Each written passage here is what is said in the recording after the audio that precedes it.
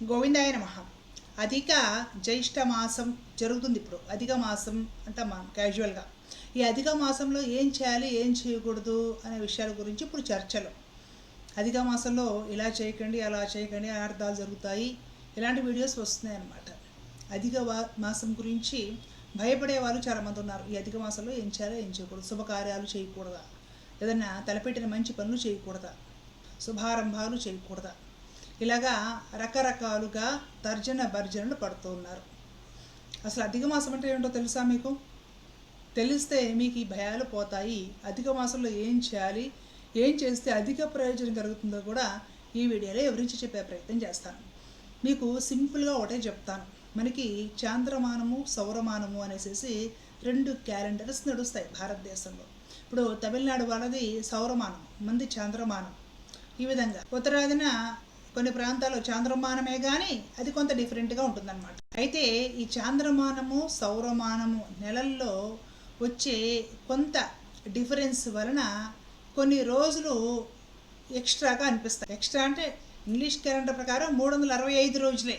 కానీ చాంద్రమానము, సౌరమానము రెండు క్యాలెండర్స్ మనం చూసుకుంటే, క్యాలిక్యులేట్ చేసుకుంటే ఈ 365 రోజుల్లోనే కొన్ని రోజులు ఎక్స్ట్రాగా ఉంటాయి, నెలల్లో కలవకుండా.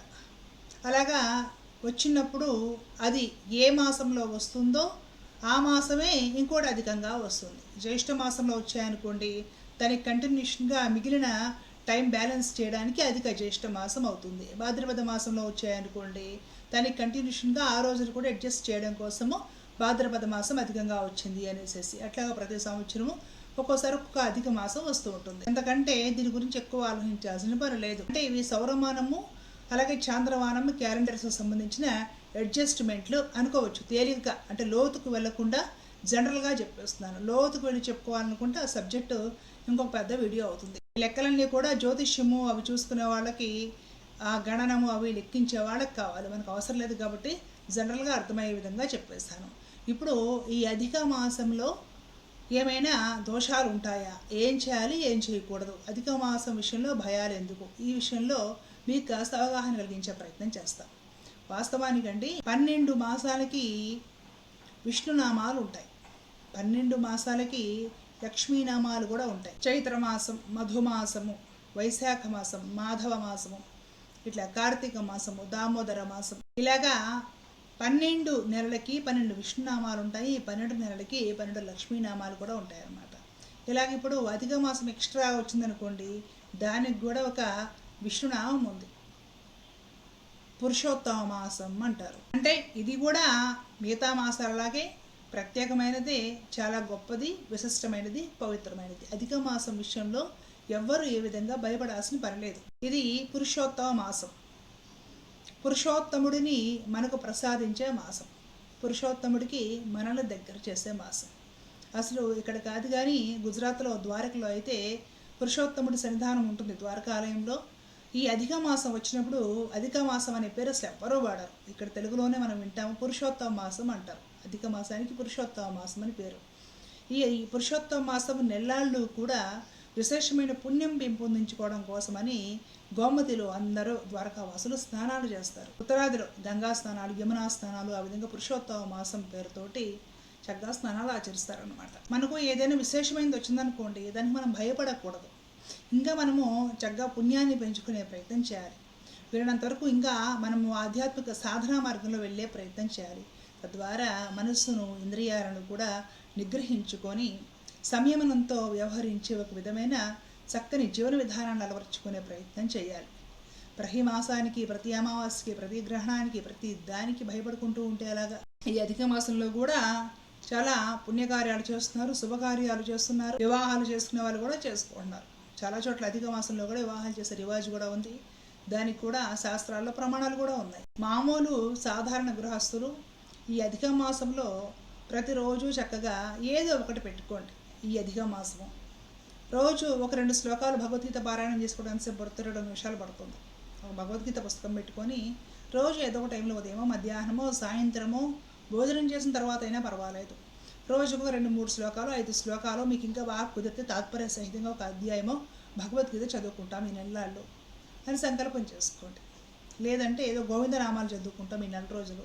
ఓ సంకల్పం చేసుకుంటాం. కృష్ణాష్టకం చదువుకుంటాం. ఎంతది చాలా చిన్నది, ఒక 2-3 నిమిషాలు పడుతుంది.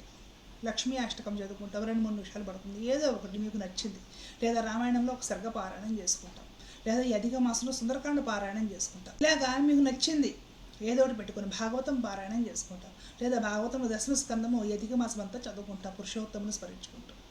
ఇలాగా ఏదో ఒకటి పెట్టుకొని వచ్చిన ప్రతి నెల కొంత సాధనాపరంగా సద్వినియోగం చేయాలండి. భగవంతుడు మనకి 24 గంటలు ఇచ్చాడా? 2 చేతులు, 2 కళ్ళు, నోరు అన్నీ ఇచ్చాడు కదా పరమాత్మ. 24 గంటలు ఉంటుందే. సెల్ ఫోన్ రోజుకి ఎన్ని గంటలు చూస్తున్నాం చెప్పండి? చూస్తున్నామా లేదా? బోర్డంత సమయం ఈరోజు అందరూ సెల్ ఫోన్ కోసం ఇచ్చేస్తున్నారు. ఇంట్లో పనులు చూసుకొని, లేదా మీకు ఆఫీస్లో ఉంటే అవి చూసేసుకొని, ఖాళీగా ఉన్న సమయంలో ఆఫీస్లో ఉంటే ఆఫీస్లోనే పుస్తకం పట్టుకెళ్ళండి, చిన్నది కూడా దొరుకుతున్నాయి. ఇంట్లో ఉంటే ఇంట్లోనే, భోజనం తర్వాత అయినా పర్వాలేదు, భోజనానికి ముందు మడి కట్టుకోవాలి, ఈ నియమాలు అలా ఉంచండి. లేదా రాత్రి నిద్రపోయే ముందైనా సరే రామాయణంలో ఒక సర్గ చదువుకోండి, లేదా భాగవతంలో ఏదైనా ఒక అధ్యాయం చదువుకోండి, లేదంటే ఒక పేజీ చదువుకోండి. భగవద్గీత ఒక 5 శ్లోకాలు తాత్పర్యంతో సహా చక్కగా చదువుకొని ఆ పుస్తకాన్ని కలగద్దుకొని పురుషోత్తమాయ నమః, కృష్ణాయ నమః, గోవిందాయ నమః అనుకొని నమస్కరించుకొని పడుకోండి. ఈ అధిక మాసంలో ఏ దోషాలు లేకపోగా పురుషోత్తమ మాసం పురుషోత్తముడికి అంకితం ఇచ్చి ఆయన్ని స్మరించుకున్నందుకు ఏదో రకంగా రామాయణం చదువుకోనో భగవద్గీత చదువుకోనో ఆయన మనం స్మరించుకుంటున్నాం. స్మరించుకున్నందుకు గాను విశేషమైన శుభ ఫలితాలు కలుగుతాయి, విశేషమైన పుణ్యం ఆర్జిస్తారు. తద్వారా దోషాలు పోతాయి, పాపాలు తొలుగుతాయి, మనోబలం పెరుగుతుంది, అనుకున్న కార్యాలు ముందుకు వెళ్తాయి. చక్కగా భగవద్ అనుగ్రహంతో, మహాలక్ష్మి అనుగ్రహంతో అనుకున్న కార్యాల్లో ముందుకు వెళ్తారు. ఏ పనులు ఆటంకం లేకుండా నిరాటంకంగా సాగిపోతాయి, శుభకార్యాలు జరుగుతాయి. భగవద్ అనుగ్రహం ఎప్పుడైతే మన కుటుంబం మీద ఉంటుందో ఆశీస్సులు, ఆ స్వామి ఆశీస్సులు ఎప్పుడు ఉంటాయో, ఏడుకొండల వాడి ఆశీస్సులు, అన్ని పనులు నిరాటంకంగా సాగిపోతాయి. ఆ కుటుంబ సభ్యులు మనశ్శాంతిగా ఆనందంగా ఉంటారు. ధర్మం మీదకి మనసు వెళుతుంది, అధర్మం చేయాలనిపించదు. మనసు ధర్మం మీదకి, సత్యం మీదకి, న్యాయం మీదకి, ఒక రుజువర్తనం మీదకి వెళుతుంది. గృహస్థులు ఆచరించాల్సింది తండ్రి. క్యాలెండర్లు మారుతాయి, తేదీలు మారుతాయి, సంవత్సరాలు మారుతాయి, ఎన్నో మారుతాయి. ఏమొచ్చినా సరే మీరు ఆ పురుషోత్తముడిని పట్టుకోండి. ఏ నెల వచ్చినా కూడా ఈ నెల వచ్చింది, ఈ పేరుతో భగవంతుడిని స్మరించుకుందాం. ఇంకొక నెల వచ్చింది, ఈ పేరుతో భగవంతుడిని స్మరించుకుందాం. ఏ నెల వచ్చినా భగవంతుడిని వదలకండి. ఫలితాలు ఎలా ఉంటాయో చూడండి. ఏ నెల వచ్చినా, అధిక మాసమో ఏ మాసమైనా సరే, అమావాస్యో గ్రహణమో ఏదైనా సరే, పగలో రాత్రో ఏదైనా సరే, ఎక్కడున్నా సరే మన పనేమిటి ఆ నారాయణుడిని స్మరించుకోవడము, ఆ స్వామిని నిరంతరము స్మరించుకోవడం, సేవించుకోవడము.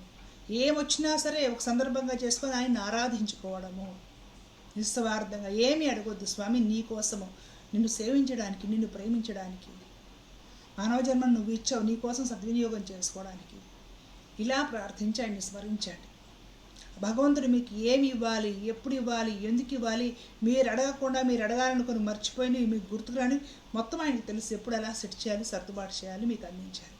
అన్నీ అందించేస్తారంటే నన్ను నమ్మండి. అడిగిన వాడికి అడిగినంత దొరుకుతుందో లేదో, అడగని వాళ్లకు, నిస్వార్థంగా ఉన్న వాళ్లకు అన్నీ దొరుకుతాయి, అన్నీ వాళ్ళవే. కాబట్టి అధిక మాసం అనేసేసి మీరేం భయపడాల్సిన పని లేదు. అధిక మాసంలో చక్కగా పురుషోత్తముడిని ఆరాధించండి. మీకు కుదిరి ఎక్కడైనా సరే దగ్గరలో ఏ నదో ఉంటే ఆ నదిలో లేదా జలాశయాల్లో స్నానం చేయండి. రోజు కాకపోయినా అధిక మాసం మొత్తం మీద ఏదో ఒక రోజు కుదిరితే, లేదా ఇంట్లోనే నదిలో స్నానం చేస్తామని భావించుకుంటూ స్నానం చేయండి. ప్రశాంతంగా భగవంతుడిని స్మరించుకోండి, గోవిందనామస్మరణ చేసుకోండి. పురుషోత్తమ మాసంలో ఆ పురుషోత్తముడు మిమ్మల్ని చల్లగా తన కటాక్ష నేత్రాలతో అందరినీ చూస్తూ అనుగ్రహిస్తాడో. భయాలు ఏమీ అక్కర్లేదు. ఈ మాసం కూడా మనందరికీ పరమ పవిత్రం. ధర్మో రక్షిత రక్షిత. జై శ్రీమన్నారాయణ. కృష్ణ.